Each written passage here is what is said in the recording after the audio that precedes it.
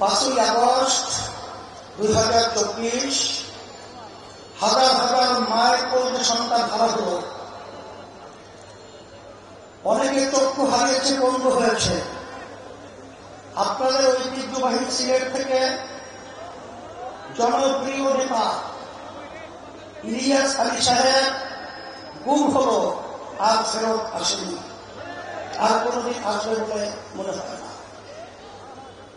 কিন্তু আজকে দুঃখের মধ্যে বলতে হয়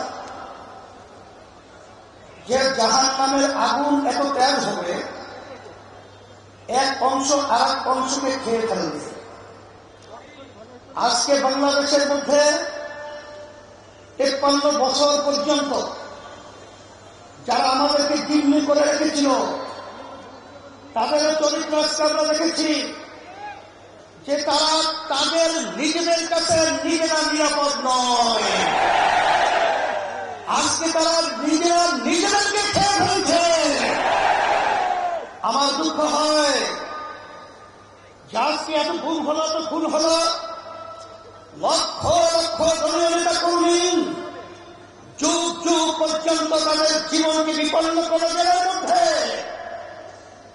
আমাদের দাবি ছিল জুলাই 5ই আগস্টের অভ্যুত্থান আমাদের দেশে প্রয়োজনীয় দেশকে সুন্দর করার জন্য সংস্কার হবে। এই খুনিদের টাকা পাচারকারীদের দৃশ্যমান বিচার হবে। এরপরে লেভেল প্লেইং ফিল্ড, নির্বাচনের পরিবেশ তৈরি হবে।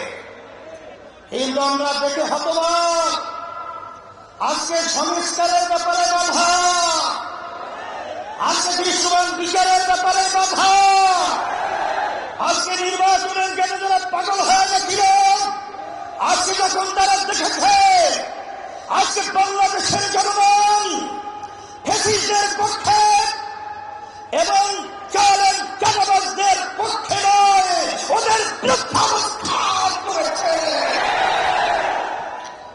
এখন ওরা পাগল হয়ে গেছে আজকে নির্বাচনকে আবার পিছাবার জন্য। কিন্তু আমরা পরিষ্কার বলবো, রাশি যখন বামে ধরে তখন যত পরিকল্পনা সব বামিয়ে যায়।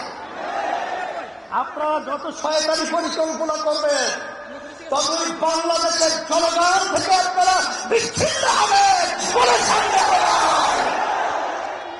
তবে আমি পরিষ্কার ভাবে বলছি, আজকেও বলছি, আমরা 53 বছর আমাদেরকে যারা জিম্মি করে রেখেছিল, আল্লাহ রাব্বুল আলামিন জিম্মির হাত থেকে আমাদেরকে 5ই আগস্ট আমাদেরকে স্বাধীনতা দান করেছেন।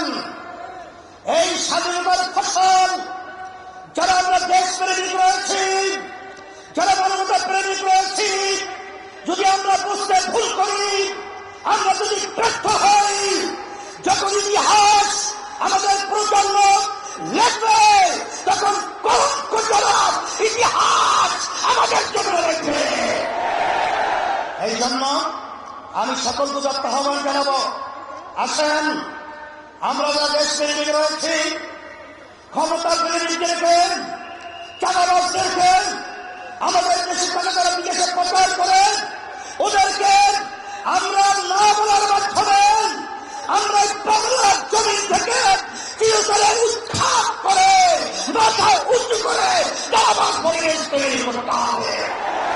সেই হিসাবে আপনারা রোদের মধ্যে আজকে কষ্ট করে উপস্থিত হওয়ার জন্য আমি আমাদের সকলের পক্ষ থেকে উদাত্ত আবার ধন্যবাদ জানাচ্ছি এবং সেই দিন সেই সময়ের অপেক্ষা রয়েছি যেদিন এই বাংলাদেশের মধ্যে আবার সোনালী সূর্য উদিত হবে এবং ফেসিবাদ নিবাদ যাবে, চাঁদাবাদ নিবাদ যাবে, খুনিরা নিবাদ যাবে, দেশপ্রেমিকরা বিচার